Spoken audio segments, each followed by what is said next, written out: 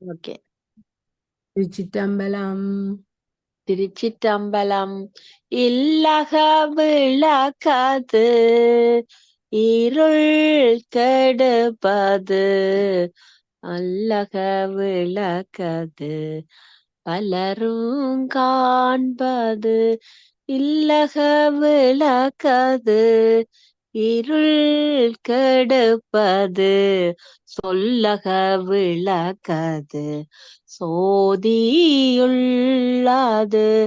பல்லக விளக்கது பலரும் காண்பது, நல்லக விளக்கது நமச்சிவாயவே. திருச்சிற்றம்பலம். திருச்சிற்றம்பலம். நாங்கள் படிக்க போறோம் முக்தி தரும் 7 தலங்கள். முக்தி தரும் 7 தலங்கள். மனித வாழ்வுக்கு வேதங்கூறும் 4 தருமங்கள் அறம், பொருள், இன்பம் மற்றும் வீடு பேறு ஆகும். அனைத்தையும் அனுபவித்து இன்புற்று சலித்து சளைத்து இறுதியில் நாம் வேண்டுவது முக்தி என்னும் வீடு வேறு ஆகும். இந்த பூமியில் பிறந்து வாழ்வதை பிறவிச்சாக்காடு எனவும் சம்சார சாகரம் என்று கடந்து இறைநிலை காண வேண்டும் என்பதும் சான்றோர் மற்றும் ஆன்றோர் வாக்கு. அந்த வகையில் நம் பிறப்பின் இறுதி நிலையான முக்தி வேண்டி நாம் வழிபடுவதற்கு சில ஆலயங்கள் உள்ளன. இவை முக்தி எனும் வீடு பேறு அளிக்கும் தலங்களாகும். அவற்றை பற்றி காண்போம், வாருங்கள். ஆன்மீக முன்னேற்றம் ஜோதிட வழிகாட்டுதல். திருவாரூர் பிறக்க முக்தி தருவது, சிதம்பரம் தரிசிக்க முக்தி தருவது, திருவண்ணாமலை நினைக்க முக்தி தருவது, அவிநாசி கேட்க முக்தி தருவது, திருவாலவாய் சொல்ல முக்தி தருவது, காஞ்சிபுரம் வாழ முக்தி தருவது, 7 காசி இறக்க முக்தி தரும் 7 தலங்கள். முத்தி தரும் தலங்கள் மற்றும் பரிகாரங்களை உடனே திருவாரூர் முத்தி பிறக்க அளிக்கும் தலம். திருவாரூர் தியாகராஜர் கோவில் பெரிய கோயில் என்றும் அழைக்கப்படுவதுண்டு. பஞ்சபூத தலங்களில் இது பூமியை குறிக்கும் தலமாகும். சப்தவிட தலங்களில் மூலாதார தலமாகும். பிறந்தால் முக்தி தரக்கூடிய தலம் என்ற பெருமை கொண்டது இத்தலம். இந்த மண்ணில் ஒரு ஜீவன் பிறந்து விட்டால் நிச்சயம் அந்த ஜீவன் முக்தி அடையும் என்ற நம்பிக்கை உண்டு. இந்த பூமியில் மனிதனா பிறகும் ஒவ்வொருவரும் அனுபவிக்க வேண்டிய இன்ப துன்பங்களை நாம் பிறக்கும் இடம் மற்றும் நேரத்தில் காணப்படும் நவக்கிர நிலைகள் தான் நிர்ணயிக்கின்றன. நாம் உட்பிறவியில் செய்த கர்ம வினைகளுக்கு ஏற்ப நமது தற்கால பிறவி நிகழ்கின்றது. நமது அன்றாட செயல்களை நமது கர்ம வினைகளுக்கு ஏற்ப நவக்கிரகங்கள் நிகழ்வாக அமைய காரணமாறுறது. இத்தலத்தில் நவகிரகங்கள் ஒரே நேர்கோட்டில் இருந்து சிவனை வழிபடுவது போல அமைந்துள்ளது என்பது கோயிலின் சிறப்பம்சம். மேலும் இங்கு நவக்கிரகங்கள் ஏற்படும் தோஷங்கள் எதுவும் இருப்பதில்லை. அப்படியே இருந்தாலும் அது சூரியனை கண்ட பனி போல மறையும். காஞ்சிபுரம் வாழ முத்தி தரும் தலம். படியும். நகரேவு நகரேஷா காஞ்சி என்று போற்றப்பட்ட திருத்தலம் காஞ்சிபுரம் கோயில்கள் நிறைந்த நகரம் என்ற சிறப்புடைய காஞ்சிபுரம் முக்தி தரும் தலங்களாக கருதப்படும் நகரங்களில் ஒன்றாகும். பஞ்சபூத தலங்களில் பூமி தலமாக விளங்கும் காஞ்சிபுரம் இங்கு பிருத்வி லிங்கமாக சிவபெருமான் ஏகாம்பரேஸ்வரர் என்ற பெயருடன் எழுந்தருளியுள்ளார். மனம் சொல் வாக்கு என அனைத்திலும் ஒன்றாக இருக்க வேண்டும் என்பதை வலியுறுத்தும் தலம். ஒருவர் தன்னால் முடிந்தவற்றை மட்டும் எண்ண வேண்டும், எண்ணியபடி சொல்ல வேண்டும், சொன்னபடி நடக்க வேண்டும். இதற்கு உதாரணமாக ஒரு கதையை கூறலாம். சுந்தரமூர்த்தி நாயனார் திருவொற்றியூரில் சங்கிலி நாச்சியாரை மகிழ மரத்தடியில் உன்னை பிரியேன் என்று சத்தியம் செய்து கொடுத்து திருமணம் செய்து கொண்டார். சிவபெருமானை சாட்சியாக வைத்து திருமணம் செய்து கொண்டு பின் திருவாரூர் செல்வதற்காக சங்கிலி நாச்சியாரை பிரிந்து திருவொற்றியூரில் இருந்து சத்தியத்தை மீறி புறப்பட்டார். சூளுறவு பிழைத்ததன் காரணமாக திருவொற்றியூர் எல்லையை தாண்டிய அளவில் 2 கண் பார்வைகளும் மறைய பெற்றார். காஞ்சிபுரம் தலத்தில் பதிகம்பாடி சுந்தரமூர்த்தி நாயனார் இடக்கண் பார்வையை பெற்றார். இந்த காஞ்சிபுரத்தின் வரலாறு படி. ஒருமுறை பார்வதி திருக்கைலாயத்தில் சிவபெருமானின் கண்களை விளையாட்டாக மூடிவிட்டார்.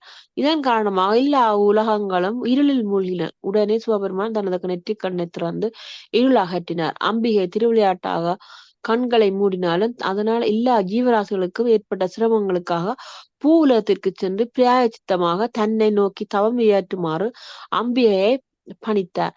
அம்பிகையும் இந்த பூலயத்துக்கு வந்து புனித தலமான இந்த காஞ்சிபுரத்தில் கம்பா நதிக்கரையில் ஒரு மாமரத்தின் அடியில் மணலால் ஒரு சிவலிங்கம் உருவாக்கி பூஜித்து வந்தார். அம்பிகை பார்வதியின் தவப்பெருமையை உணர்த்த சிவபெருமான் கம்பா நதியில் வெள்ளம் பெருக்கெடுத்து ஓடும்படி செய்தார். வெள்ளத்தில் மணல் லிங்கம் அடித்துச் செல்லாதபடி அம்பிகை லிங்கத்தை தழுவி கட்டி கொண்டார். அவ்வாறு உமையம்மையை தழுவிய போது இறைவன் தன் திருமேனியில் அம்பிகையின் வளைத்தழும்பும் முளைச்சுவடும் ஏற்று தழுவ குலைந்தார். இவ்வாறு இறைவனை வழிபட்ட இந்த வரலாறு திருக்குறிப்பு தொண்டநாயனார் புராணத்திலும் காஞ்சி புராணத்திலும் விரிவாக கூறப்பட்டுள்ளது. இதனால் இறைவனுக்கு தழுவ குலைந்த நாதர் என்றும் பெயர்.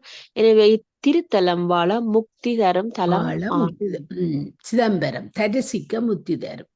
மனிதரின் உடம்பும் கோயில் என்பதை விளக்கும் வகையில் சிதம்பர நடராஜர் கோயில் அமைந்துள்ளது. மனித உடலானது அன்னமயம், பிராணமயம், மனோமயம், விஞ்ஞானமயம், ஆனந்தமயம் என்று 5 கோஷங்களை கொண்டது. அதற்கு ஈடாக சிதம்பர நடராசர் கோயிலில் 5 திருச்சுற்றுக்கள் என்னும் பிரகாரங்கள் உள்ளன. மனிதருக்கு இதயமிடப்புறம் அமைந்திருக்கிறது. அதே போல கோயிலில் மூலவர் இருக்கும் கருவறை கோயிலின் நடுப்புள்ளியில் இல்லை, இடதுபுறமாக சற்று நகர்ந்து இருக்கிறது.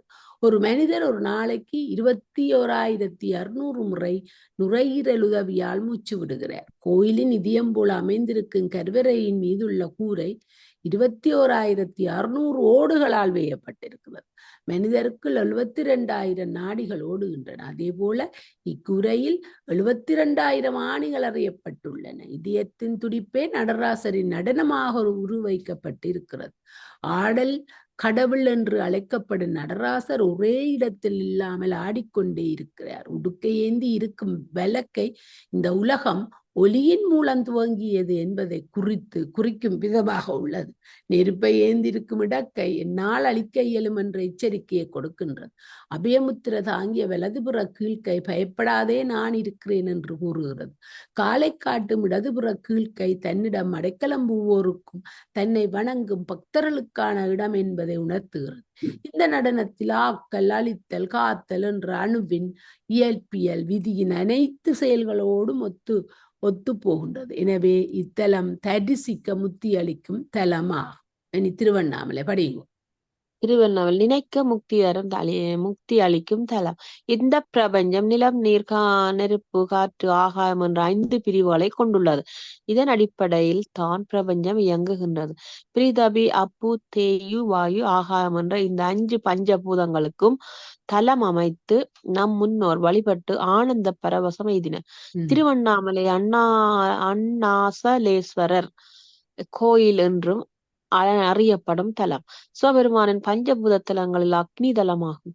அருணாசலேஸ்வரனாக மலையுருவில் காட்சி வழங்கும் திருவண்ணாமலை பஞ்சபூத ஸ்தலங்களுள் மிகவும் விசேஷமானது. பிரம்மாவிற்கும் திருமாலுக்கும் தலங்களுக்குள் தங்களுக்குள் யார் பெரியவன் என வாக்குவாதமல்ல. இடையில் நெருப்பு பிளம்பாக சிவன் தோன்ற நம்மில் யார் இதன் அடியையும் முடியையும் கண்டறியவரோ நம்மில் பெரியவர் என உரைத்தனர். அதன் அடியை காண திருமால் வராக பண்டி வடிவம் எடுத்து நிலத்தினை குடைந்து சென்று பல ஆண்டுகள் பயணம் செய்து அடியை காண இயலாம திருமால் திரும்ப அன்ன வடிவம் எடுத்து முடியை காண சென்ற பிரமர் வானிலிருந்து கீழே வரும் தாளம்பூடம் இது யாதென வினவ அதற்கு இது சிவபெருமான் எனவும் நான் சிவனாரின் தலையிலிருந்து பல ஆண்டுகளாக விழுந்து கொண்டிருக்கிறேன் என உரைத்த தாளம்பூடன் நீ திருமாலிடம் நான் இந்த நெருப்பு புலம்பாக நின்ற சிவனின் முடியை கண்டுவிட்டேன் என கூறும்படி கேட்ட. இந்த கதை தெரியும்.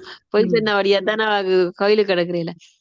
பிரம்மர் திருமாலின தனது தோல்வியை ஒப்புக்கொண்டார். பொய் உரைத்த பிரமனுக்கு ஆலய வழிபாடு இல்லை என்றும் துணை நின்ற தாளம்பு சிவ வழிபார்க்கு பயன்படாது என்றும் சிவன் சாபம் அளித்தார். இருவரும் மன்னிப்பு கோரினர். பிறகு சாப நிவர்த்தியும் அளித்தார். சிவபெருமான் சிவலிங்கத்தின் அடிப்பாகத்தில் பிரம்மர், நடுவில் திருமால், மேல் பாகத்தில் சிவனும் நின்று சிவலிங்கமாக தோன்றினர். தன்னை நோக்கி தவம் இயற்றிய பார்வதியை தன்னுடைய இடபது பாகத்தில் அமர்த்தி அர்த்தநாரீஸ்வரராம் காட்சி அளித்தார். இத்தகைய சிறப்புமிக்க இத்திருத்தலம் நினைக்க முக்தி அளிக்கும் தலம் ஆகும். திருவண்ணாமலை. இது அவிநாசி. அவிநாசி கேட்க முக்தி, கேட்டாலே அவிநாசி என்ற கோயிலை பற்றி கேட்டாலே முக்தி கிடைக்குமா. முக்தி எனப்படும் வேறு வேறு அளிக்கும் தலங்களாக விளங்கும் தலங்களில் ஒன்று அவிநாசி. அவிநாசி லிங்கேஸ்வரர் ஆலயம் கேட்க முக்தி அளிக்கும் தலம். அதாவது நமக்கு வேண்டும் வரத்தை இறைவனிடம் கேட்க இறைவன் வரம் அளிக்கும் தலம் ஆகும். அவ்வாறு இறைவனிடம் சுந்தரர் கேட்டு மாண்ட ஒரு சிறுவன் மீண்ட தலம் இது. அவிநாசி என்ற வார்த்தையின் பொருள் அழியாத ஒன்று ஆகும். விநாசம் என்றால் அழியக்கூடியது. அவிநாசம் என்பது அதன் எதிர்மறை சொல்ல ஆகும். தேவார திருத்தலங்களில் அவிநாசி அப்பர் கோவிலிலும் அடங்கும். சுந்தரர் தேவார பாடலை பாடியது இத்தலத்தில் தான். இத்தல வரலாறு. ஒரு சமயம் இந்த திருக்கோயில் வாசி நிரப்ப மகத்து விளங்கும். எனக்கு இந்த கதை தெரியும்ல. ஒரு சமயம் இந்த திருக்கோயில் குளக்கரையில் சில அந்தண சிறுவர்கள் விளையாடி கொண்டிருந்தார்கள். அவர்களில் ஒரு சிறுவனை குளத்தில் இருந்த முதலை விழுங்கி விட்டது. இந்த சம்பவம் நடந்து 3 ஆண்டுகள் கழிந்தது. அந்த சமயத்தில் சுந்தரமூர்த்தி நாயனார் அந்த ஊருக்கு வருகை தந்தார். இறைவனின் பாடல்களை பாடிக்கொண்டு, இதுவும் நாங்க திருவிளையாடல படிச்சினாங்க. திருவிழா இந்த சமயத்தில் சுந்தரமூர்த்தி நாயனார் அந்த ஊருக்கு வருகை தந்தார். இறைவனின் கதையில தான் சுந்தரமூர்த்தி நாயனார் பாடல்களை கொண்டு அந்த இதுல திருவாசகம் படிக்க சொன்னாவோ தெரியாது.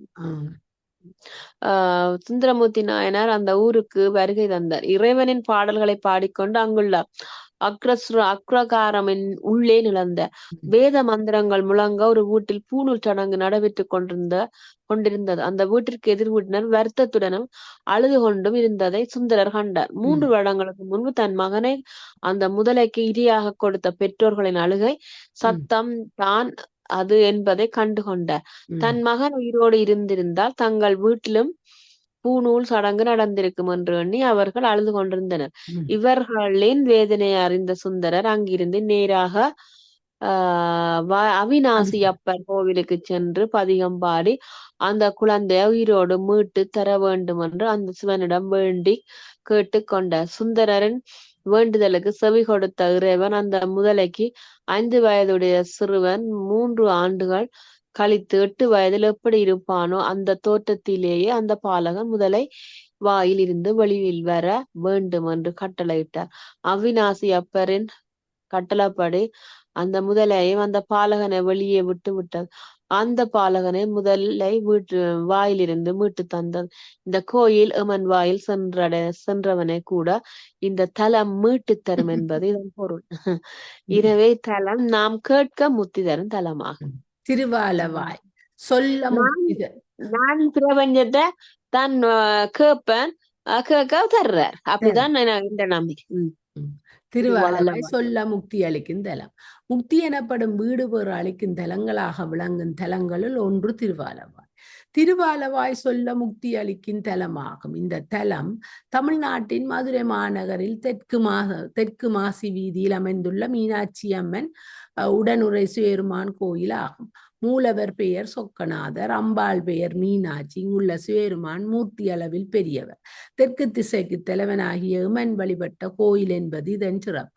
இக்கோயில் மதுரையில் உள்ள பஞ்சபூத தலங்களில் அக்கினிதலமாகும். திருவிளையாட புராண கதைகளில் ஒன்றான மதுரைக்கு எல்லை காட்டிய படலன் நிகழப்பெற்ற கோயில் இது.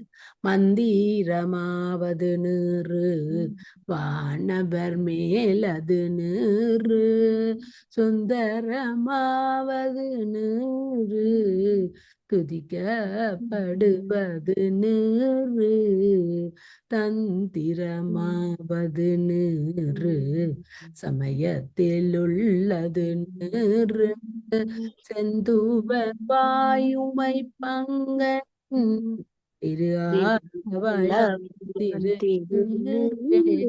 என தொடங்கும் திருநீற்று பதியம் பாடல் பெற்ற தலம் இது.